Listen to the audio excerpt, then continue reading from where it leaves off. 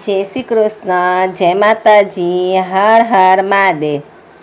અધિક વદની પરમા એકાદશી. તો આજે આપણે અધિક વદની પરમા એકાદશી વિશે જાણશું.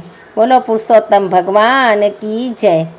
ભગવત શ્રોતુમિચ્છામિ વ્રતાના વ્રતમુતમ સર્વ પાપહરમ વિષ્ણુ ફલવ્રતિના ચયત. યુધિષ્ઠિરે ભગવાન શ્રી કૃષ્ણને કહ્યું, હે ભગવત, હવે શ્રી વિષ્ણુના વ્રતોમાં જે ઉત્તમ વ્રત હોય, જે સર્વ પાપોને દૂર કરનાર હોય, તેમજ વ્રત કરનારને મનવાંછિત ફળ આપવાવાળું હોય, એવા વ્રતને હું સાંભળવા ઈચ્છું છું. તો હે જનાર્દન, અધિક માસના કૃષ્ણ પક્ષમાં જે એકાદશી આવે છે એનું નામ શું છે? એની વિધિ શું છે? એમાં કયા દેવની પૂજા કરવામાં આવે છે? સ્નાન કેવી રીતે કરવું જોઈએ? વગેરે દરેક બાબતો કૃપા કરીને તમે મને કહો.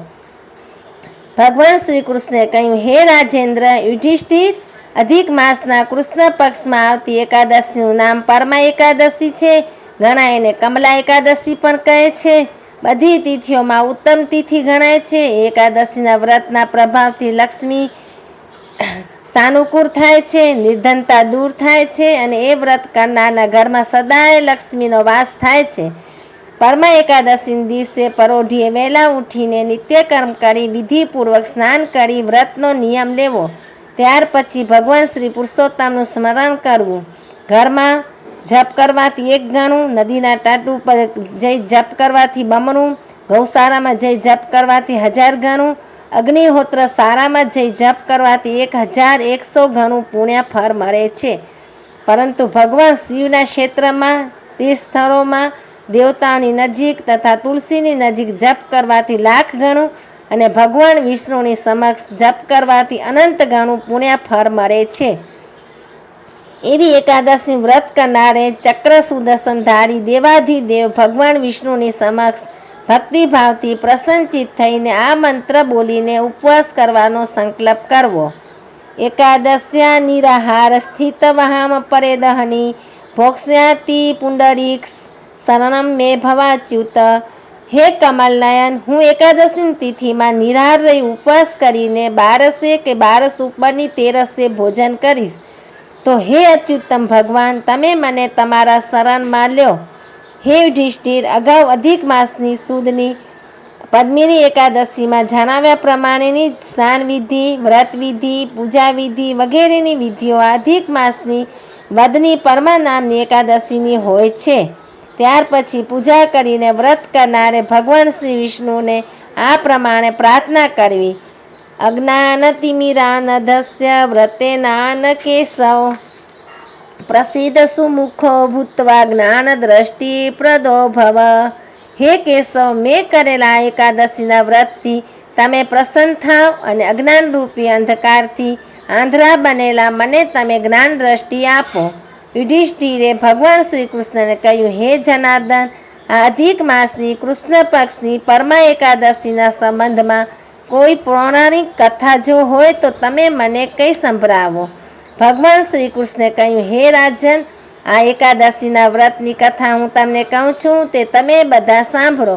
પૂર્વે સુમેઘા નામનો એક બ્રાહ્મણ હતો. એ ઘણા જ ધર્મશાસ્ત્રો ભણ્યો હતો.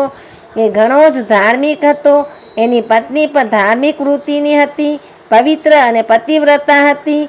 પરંતુ પૂર્વજન્મના કર્મોને લીધે ભણેલ ગણેલ બ્રાહ્મણ દરિદ્ર બની ગયો. આજીવિકાના પણ સાંસા પડવા લાગ્યા. અન્ન પણ ખૂટી ગયું. છેવટે એણે ભીખ માંગવાનું શરૂ કર્યું. પરંતુ ભીખમાં પણ એને કંઈ ખાસ મળતું નહીં. આમ છતાં તે બ્રાહ્મણની પત્ની કદી ફરિયાદ કરતી નહીં કે ઝઘડો કરીને કંકાસ પણ કરતી નહીં. એ સુમેઘાની પત્ની સહનશીલતાની મૂર્તિ સમાન હતી. પોતે કષ્ટ વેઠીને પણ પોતાના પતિની સેવા કરતી. કોઈ અતિથિ આવ્યો હોય તો પોતે ભૂખી રહીને પણ એને ભોજન કરાવતી હતી. આમ ઘણીવાર એને ભૂખ્યા રહેવું પડતું હતું. છતાં પોતાનું દરિદ્રતાનું દુઃખ એ કોઈને કહેતી નહીં. પોતાના પતિને પણ નહોતી કહેતી. પોતાની પત્નીને દુઃખ વેઠતી જોઈ સુમેઘાને પોતાની જાત ઉપર નફરત છૂટી. એણે પત્નીને કહ્યું, હે પ્રિયે, મારા દુર્ભાગ્યને કારણે તારે ભૂખ્યા રહેવું પડે છે. તારું દુઃખ મારાથી જોયું નથી જતું. પણ હું શું કરું? મને પૈસો મળતો નથી, ભિક્ષા પણ ખાસ મળતી નથી. આ જમાનામાં પૈસા વિના કોઈ કાર્ય થતું નથી, માટે મારે પરદેશ જઈને મારું નસીબ અજમાવવું જોશે. આથી તું મને પરદેશ જવાની રજા આપ તો હું જાઉં અને ઘણું ધન કમાવી લાવું. પોતાના પતિના આવા વચન સાંભળી એની આંખમાં આંસુ આવ્યા. વિનયયુક્ત હાથ જોડીને એને પોતાના પતિને કહ્યું, હે નાથ, જો કે મારે કંઈ કહેવું ન જોઈએ, પરંતુ આપે મને પૂછ્યું છે એટલે કહું છું કે તમે આવી ચિંતા ન કરો. ભાગ્યમાં જેટલો પૈસો હશે એટલો જ મળશે. આમ હિંમત હારી ન જવાય. વળી તમે પરદેશ જશો, પરંતુ ભાગ્યમાં ધન નહીં હોય તો ક્યાંથી પામશો? વળી બધું ધ્યાનમાં રાખીને પછી જ વિધાતા આ જન્મની વિધિના લેખ લખે છે. એ લેખમાં કોઈ મેઘ મારી શકતું નથી. માટે ઈશ્વર પર શ્રદ્ધા રાખી આવી પડેલું દુઃખ વેઠી લેવું એ જ ઉત્તમ છે. માટે આપ પરદેશ ન જાઓ. જો ભાગ્યમાં હશે તો અહીં બેઠા જ બધું પ્રાપ્ત થશે. માટે તમે મારી સાથે અહીં જ રહો. અહીં જે સૂકો રોટલો મળે છે તે સારો છે. સુમેઘાને પોતાની પત્નીનું કહેવું સાચું લાગ્યું, એટલે ઘેર જ રહ્યો અને પોતાની પરિસ્થિતિનો બરાપો કર્યા વિના ભક્તિપૂર્વક ભગવાનના ભજનમાં લીન રહેવા લાગ્યો. એવામાં એક દિવસ કૌંડિન્ય ઋષિએ ગામના આવી ચર્યા. ગામના ભક્તોને તેમણે દર્શન કર્યા. સુમેઘા પર પોતાની પત્ની સાથે ઋષિના દર્શન કરવા ગયો. તેમને પગે લાગીને સુમેઘાએ કહ્યું, હે ઋષિ મહારાજ, આપના દર્શનથી અમે બંને પાવન થઈ ગયા છીએ. પછી સુમેઘાએ ઋષિને પોતાના દારિદ્ર્ય અને નિર્ધનતા વિશે વિગતથી વાત કરી. ત્યાર પછી સુમેઘાની પત્નીએ હાથ જોડીને વંદન કરતા વિનયપૂર્વક એ કૌંડિન્ય ઋષિને પૂછ્યું, હે મહારાજ, કયા ઉપાયથી અમારી આ નિર્ધનતા અને દરિદ્રતા દૂર થાય એ કૃપા કરીને અમને જ બતાવો. કૌંડિન્ય ઋષિએ કહ્યું, હે પતિવ્રતા, અધિક માસમાં કૃષ્ણ પક્ષમાં આવતી પરમા એકાદશીનું વ્રત તમે બંને કરો. એ એકાદશી નિર્ધનતા અને દરિદ્રતાને હરનારી છે. એનું વિધિપૂર્વક વ્રત કરવાથી લક્ષ્મી દેવી પ્રસન્ન થાય છે અને ધન, ધાન્ય અને વૈભવની પ્રાપ્તિ થાય છે. તેમાં સુખ અને સમૃદ્ધિ વધે છે.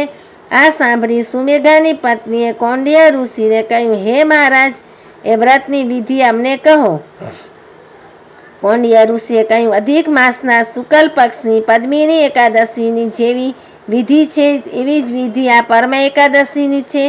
પરંતુ પોતાની પરિસ્થિતિને લઈને જો એ લાંબી અને ખર્ચાળ વિધિ ન થઈ શકે તો સીધી સાદી વિધિથી તેમજ સાદાઈથી પણ એકાદશી વ્રત થઈ શકે છે. મૂળ તો વ્રત કરવાની સાચી ભાવના હોવી જોઈએ. એ દિવસે વહેલા ઉઠી નિત્યક્રમ કરીને સ્નાન વગેરેથી પવિત્ર થઈને ભગવાન પુરુષોત્તમની પૂજા કરવી.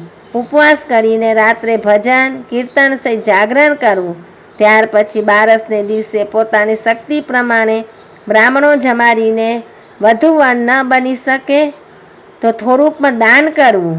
એકાદશીઓના વ્રતોમાં જાગરણ અને દાનનું ઘણું જ મહત્ત્વ છે. ત્યાર પછી તમે બંને મૌન વ્રત ધારણ કરીને ભોજન કરજો.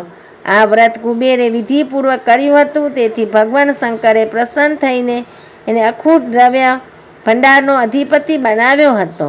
ભગવાન શ્રી કૃષ્ણે કહ્યું, હે ધર્મરાજા, સુમેઘાએ અને એની પત્નીએ સાથે મળીને આ પરમા નામની એકાદશી વ્રત વિધિપૂર્વક કર્યું, તેથી તેમને બધા જ પાપોમાંથી મુક્તિ મળી ગઈ. એટલું જ નહીં, પણ એમને ધન, ધાન્ય અને વૈભવની પ્રાપ્તિ થઈ. સર્વ પ્રકારનું સુખ ભોગવી તેઓ બંને જણા પાવન થઈ મૃત્યુ પછી વૈકુંઠ ધામમાં ગયા. હે રાજન, આ પ્રમાણે જે મનુષ્ય પરમા એકાદશીનું ઉત્તમ વ્રત કરે છે અને